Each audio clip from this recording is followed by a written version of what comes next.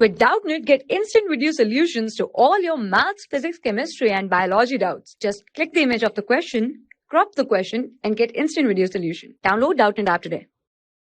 দেখো আমার এখানে প্রশ্নে কি বলা আছে, which of the following are match lyophilic colloids, associate colloids, Tyndall effect আর ইলেকট্রোফোরেসিস, রাইট? তো প্রথম আসে লাইফিলিক কোলয়েডস। লাইফিলিক কোলয়েডস, কোলয়েডসের দুটো পার্ট, একটা ডিসপার্স পার্টিকেল আর একটা ডিসপার্স মিডিয়াম, ঠিক আছে? যার ওপরে আমার ডিসপার্সটা হচ্ছে সেটাকে বলা হচ্ছে ডিসপার্স মিডিয়াম, ঠিক আছে? আর যে ডিসপার্স পার্টিকেল, রাইট? এইবার লাইফিলিক কোলয়েডসের লাইফিলিক কথাটা মানে হচ্ছে যাদের ডিসপার্স পার্টিকেলগুলো লিকুইডের সাথে আমার স্ট্রং বন্ড থাকে, ঠিক আছে? ফিলিক মানে হচ্ছে loving, right?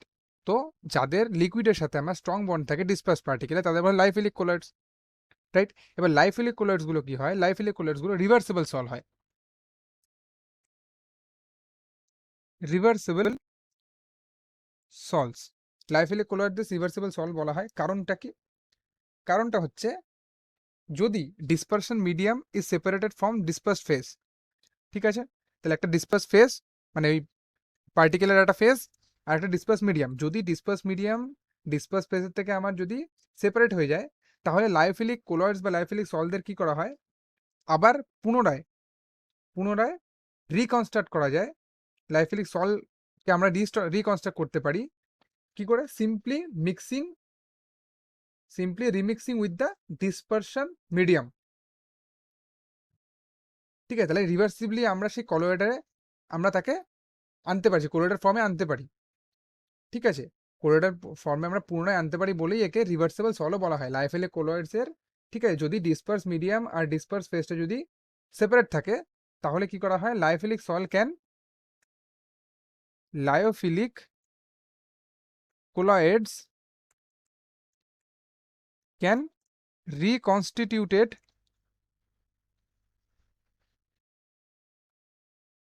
by simply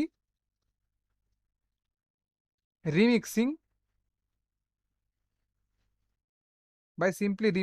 with the dispersion medium, যে ডিসপারশন মিডিয়ামে আমার লাইফিলিক কোলয়েডসের পার্টিকেলগুলো রয়েছে, with the dispersion medium, right? এই জন্য আমাকে রিভার্সিবল সল বলা হয়, যে পুনরায় আমি রিকনস্টিটিউট করতে পারি লাইফিলিক কোলয়েডসকে, ঠিক আছে? নেক্সট আসছে আমি অ্যাসোসিয়েট কোলয়েডস, ঠিক আছে? অ্যাসোসিয়েট কোলয়েড কি সেটাকে আমি জানতে হবে। অ্যাসোসিয়েট কোলয়েডস কি? দেখো অ্যাসোসিয়েট কোলয়েডসে কি হয়? অ্যাসোসিয়েটেড কোলয়েডস কি হয়? প্রথমে এরা যখন লো কনসেন্ট্রেশন থাকে বা নর্মাল কনসেন্ট্রেশন থাকে, এটা নর্মাল মানে লো কনসেন্ট্রেশন, এরা electrolyte as a electrolyte behave করে। লো কনসেন্ট্রেশনে at low concentration behaves as electrolyte, normal electrolyte, right? যখনই এদের কনসেন্ট্রেশনটা হাই হয়ে যায়, ঠিক আছে, তখন এরা colloidal as a colloidal behave করে,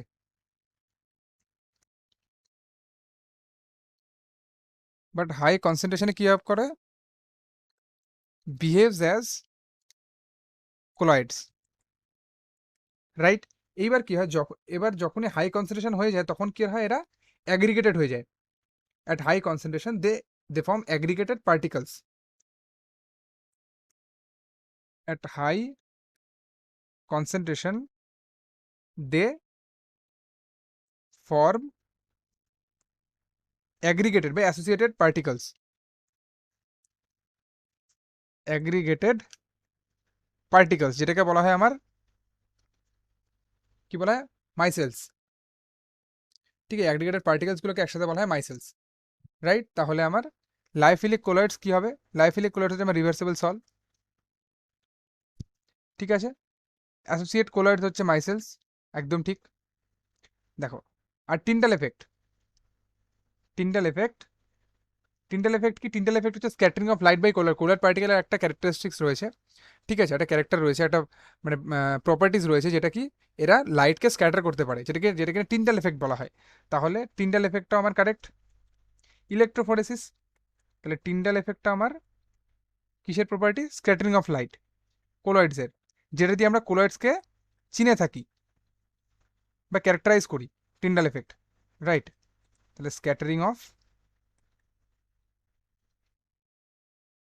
লাইট কাদের দ্বারা? By colloidal particles, right? আর ইলেকট্রোফোরেসিস হচ্ছে আমার charged molecule, charged macro molecule, সেটা কোনো ইলেকট্রিক ফিল্ডের আন্ডারে দিলে, ঠিক আছে, সেটা তার চার্জ অনুযায়ী কোন দিকে মুভ করবে সেটা ডিপেন্ড করে সেই যে প্রসেসটাকে। যেমন আমি যদি কোনো চার্জ পার্টিকেলস নেই, ঠিক আছে, তাকে যদি ইলেকট্রিক ফিল্ডে রেখে দিই, সেদিন সে মুভ করবে নেগেটিভ বা পজিটিভ পোলের দিকে, তার ওপর কি চার্জ রয়েছে সেই হিসাবে, ঠিক আছে? তাহলে ইলেকট্রোফোরেসিসটা কি হলো? Ultimately movement of disperse medium, না, মুভমেন্ট অফ ডিসপার্স মিডিয়াম আমার এখানে তাহলে ফলোয়িং আর ম্যাচ, তাহলে টিন্ডাল এফেক্টটা ম্যাচ করেছে, তাহলে হ্যাঁ, ইলেকট্রোফোরেসিস হচ্ছে movement of disperse medium under the influence of electric fields, ঠিক? তাহলে ইলেকট্রোফোরেসিসে কি হবে? ইলেকট্রোফোরেসিসে অ্যাকচুয়ালি কোলোয়েডালস কি হয়? কোলোয়েডালস আমার চার্জ পার্টিকেলস হয়, রাইট? ডিসপারশন মিডিয়ামটা নয়, ডিসপার্স ফেজটা আমার চার্জ পার্টিকেল হয়। তাহলে ইলেকট্রোফোরেসিসটা হবে হচ্ছে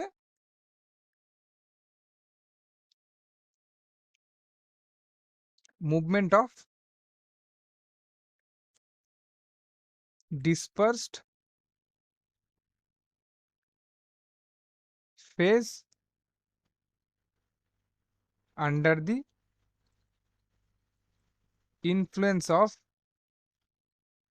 electric field, রাইট? তাহলে অপশন এ বি সি হচ্ছে আমার correct match, D. For class 6 to 12, IIT JEE and NEET level. Trusted by more than 5 crore students. Download Doubtnut App today.